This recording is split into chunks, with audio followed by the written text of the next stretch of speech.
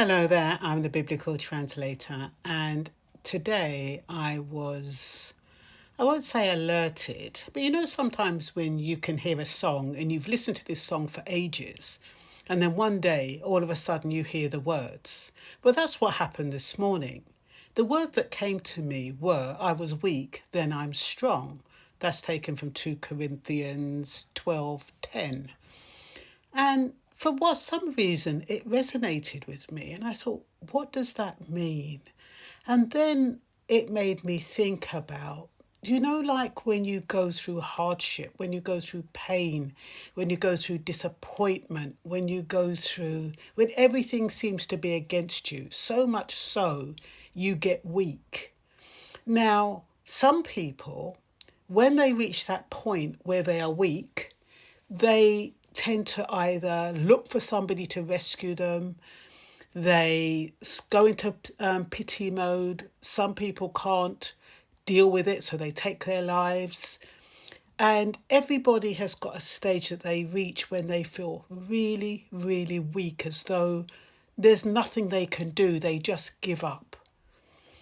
And as I was thinking about that, and then the follows, then I'm strong, it made me think about when you are weak, some people will give up. Some people won't be able to take it. Some people will be waiting for somebody to rescue them.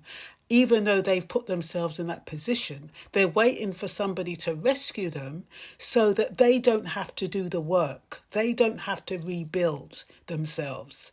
They don't have to think about what they've done and their actions. And so they repeat the same thing over and again. And instead of getting stronger, they become weaker. They don't have no backbone. It's almost like, when you go exercising, when you exercise, your bones strengthen. But when you don't exercise, they come like noodles, soft noodles, your limbs and your ligaments. So it needs exercise. So when you sustain the same habit, bad habit, that's got you into a situation that where you are unhappy, disappointed, angry at yourself, regretful, this is the time to follow those other people. The other people now, when they find themselves in a situation where they feel defeated, they're disappointed, they want to give up, they are angry at the world, they will take a time to reflect on themselves and think, how did I contribute to this? Why am I in this situation? What can I do to get me out of this situation? And they will do everything and anything quietly. They're not shouting from the rooftops, oh, woe is me, woe is me. This has happened and this has happened because of that. And, they start blaming everybody and their mothers for their predicament. No, the person who is silent and who gets through that predicament without making a fanfare about it, and then they actually get through that situation, they're the ones who are made strong. People look at them and they think, they haven't had any problems. Oh, I wish I was them. Look how they've sailed through life. Look how they are glowing and flowing and everything's happening for them. Nothing bad ever happens to them. And that's how it looks like. That's the perception from the outside. Nobody knows how that individual has struggled to get through and reach the place where they are, where they can stand up and say, yes, I was weak, but now I am strong. I always mention my mother. She used to say, when I'm at my worst, I look my best. Nobody knew when she was going through hard times because she always looked, and people used to envy her. And that time she didn't even have any money to buy her lunch. And so you've got a set of people who make it known to the world how bad the world is, how everybody's mistreated them, how unfair the world is. Yet they have contributed to their situation. We all, whether it's through the choices we make or whatever it is contribute to our current condition and where we are in life. We might not want to accept it, but yeah, that's what happens. And until you grow, until you evolve, until you get stronger, you're going to stay where you are. You're going to repeat the cycle, and you're not going to learn until you can acknowledge that this is why you're in this place. This is why you're feeling weak. This is why you're feeling abandoned. This is why you're feeling defeated. Because God has a way of showing us in different forms. I always say God has my back. He's always had my back, and I've always said I am protected. But that doesn't mean I don't go through hardship. That doesn't mean my life has been easy. That doesn't mean that I don't spend nights sometimes crying over something I've done or something that hasn't gone right. That doesn't mean that. Just because I show up every day and I show up glowing, it doesn't mean that I don't experience pain, disappointment, moments of defeat. It doesn't mean that.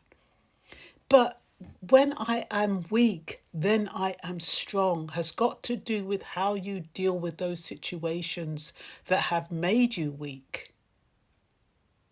That's what this is about. I wrote a few notes here. Sometimes we get beaten down. Some look for others to rescue them so they don't have to suffer, even though the choices they've made even though their choices have made them respond to their situation. Don't know if that makes sense. It made sense when I wrote it. For them, they get weaker, more dependent. They do not get strong. And then I mentioned the analogy about muscles, build patience through delays. Sometimes, things are delayed. Things don't happen when we want them to happen. And so we get impatient, especially in a world where everything is immediate, everything you expect attention. And it's funny because, more recently I've been getting more Facebook in my WhatsApp, more TikTok. And I think to myself, it's taking up my energy. I cannot keep looking at these TikToks and Facebook because they're designed to distract you. Because once you go on one, you notice it leads you to something else. And the next thing you know, one thing you were supposed to look at, you end up being on it for 10, 15 minutes, sometimes hours. So sometimes I might look at them, but most of the times I will not look at those TikToks because they are designed to take away my spiritual energy, which I'm not prepared to do. And then what I was trying to say is that when you're thinking about patience through delay, when things don't happen when you want them to happen, that is to build your patience. And when you have your period of silence, that's to help you prepare what you're going to say, prepare what you're going to do. Unanswered prayers are not rejection but redirection. Healing comes after prayer. Joy comes in the morning after nights of sorrow. When you've worked through your pain and disappointment, that is when you feel feelings of joy.